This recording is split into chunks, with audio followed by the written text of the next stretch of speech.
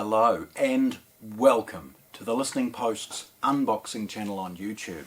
Today I'm unboxing Epson's brand new TW6250 projector. This projector, I guess, doesn't try to take itself too seriously, but from a picture quality perspective it's a big contender. It's utterly stunning. This is one of these convergent products, perhaps, I guess is a good description. Think about that sort of boring, mundane boardroom projector, or think of something high-end. Well, it sits somewhere in between. It's portable, it's got Android TV on board, and it'll have Chromecast, and you can download apps, all of those things. Because this is designed to perhaps be plonked down temporarily, set up to make things larger than life for that sports game or that video game or that movie that you want to watch with friends, and then perhaps get packed away. It's got a speaker on board, and it's not an awful speaker. It actually sounds pretty good. So if it's sitting in front of you, it'll project the sound backwards brilliantly. It's got HDMI inputs, it's got all of the 4K standards incorporated, all of these things. It'll stream content via Chromecast in 4K, you can plug in a Blu-ray player, you name it, it'll do it all. Yet it's compact, it's portable, it's lightweight, it's got a brilliant picture, and I mean that, brilliant picture. Yet it's easy to set up. It's got automatic keystoning, manual zoom and things. We'll go into it. In fact, as always, hang around for the close-up photographs.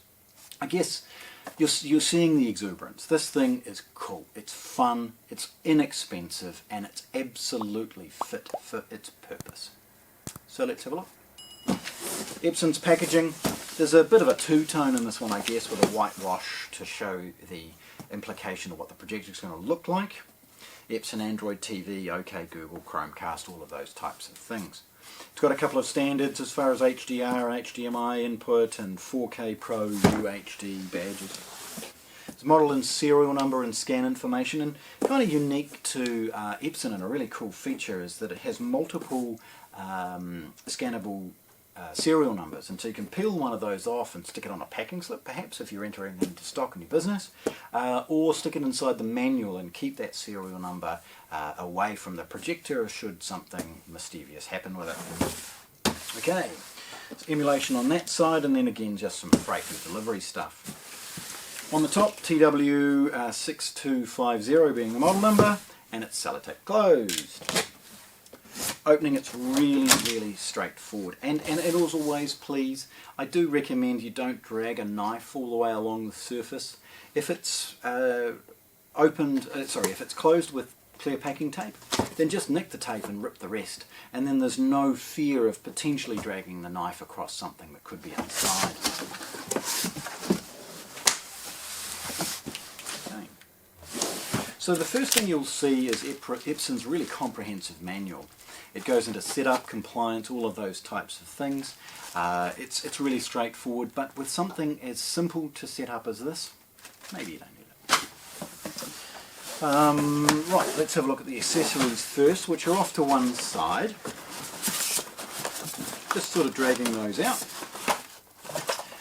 What we've got is the remote with some batteries. I'll drill into that in a moment.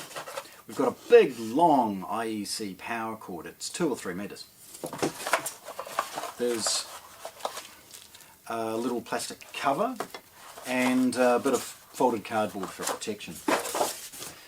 Some moulded polystyrene to hold the projector in place. Now, drilling down on one side, we see a second box with a second remote control and a second set of batteries. Now, we'll go into that into detail, but I'll just put them off to one side for now. Pulling out the projector, we see it's projected by one of those sort of polycell bags. Okay. And get rid of the box. Now, just off to one side. That little plastic catch will show you what that is all about in a moment. Right, the remotes. Firstly, if I just sort of tear off the batteries and we just concentrate on the remote control for a moment, we'll see that Epson has provided 2. Now, one of them is for the services associated with Android TV. So it's got YouTube, the apps come up, all of those types of things. With that, I guess you can sign into all of the streaming apps that you might be using. The easiest though, to be honest, if you're using Netflix and all of those, is dial it up on your phone and use the Chromecast feature to stream directly to it. Navigating through any number of different menus on the projector can be a little bit cumbersome when you don't have that direct access that a smartphone offers. Now the second remote control, so we see them the two side by side. It's actually this one that is associated with the Chromecast features, and you'll see Google Play, the big red button.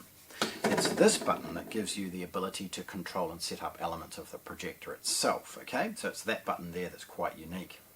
I guess once it's set up, you'd probably just use this one, but there's so much of an overlap between the two that you could potentially put one on each side of the couch if you wanted to. Right, now carefully rocking the projector over to get access to the product itself. It's taped closed, and that tape helps to protect the front of the projector.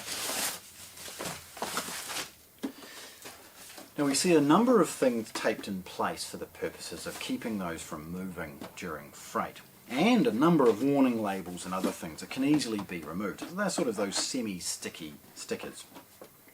The first thing is the front lens cap, which is held in place by that sort of blue tape.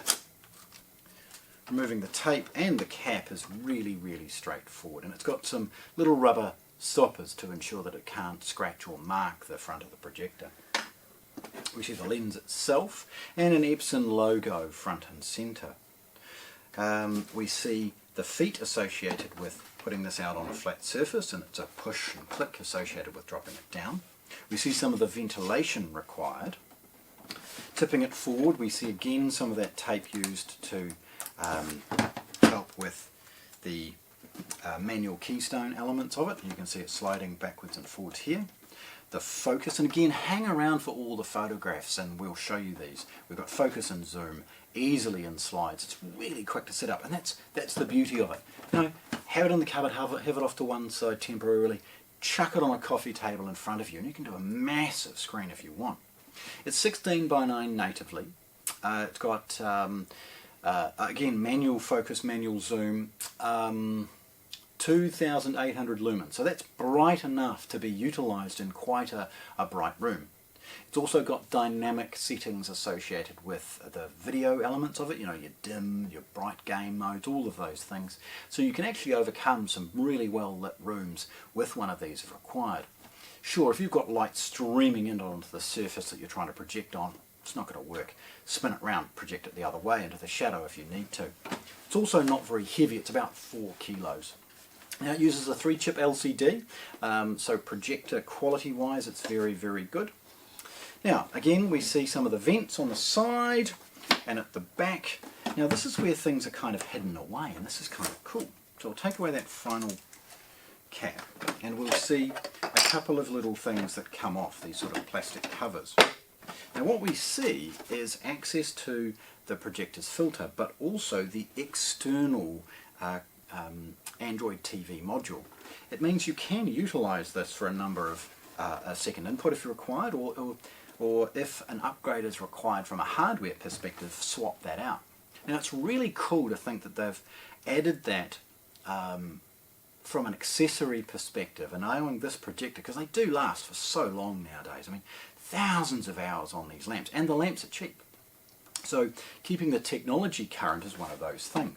So it's lovely to see that they've sort of added that and kept it really nice and tidy and discreet.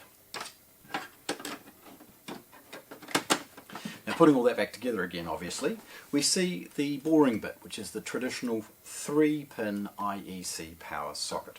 Beneath that is some of the adjustable feet associated with a table mount. We see a single HDMI input along with an audio return channel out. So if you're utilising this as the streamed source, like a television, you could connect it to a stereo system or an AV receiver simply by the HDMI and use the audio output only. Then there's a traditional analog 3.5mm stereo output. Now, if I understand correctly, it will decode an output stereo from a multi-channel source, but don't quote me on that one. Then we've got a mini USB for the purposes of servicing and software updating. We've got the cover here for the lamp. Looking at the bottom, we see it does have the traditional trio of mounts associated with a ceiling if required. You've also got an anti-theft strap and a few of those other things that you kind of get with these crossover products. It weighs about 4 kilos, so it's not that heavy. It's actually really well built. It runs really quiet, and despite the fact it having 35,000 to 1 contrast, and again, as I said, the 2,800 lumens, this runs bright yet relatively quiet, and that's why I love this product. It's not going to have this monstrous fan noise that ends up distracting the viewing experience. It's quiet enough to do a really, really good job of that home entertainment experience. So there we have it.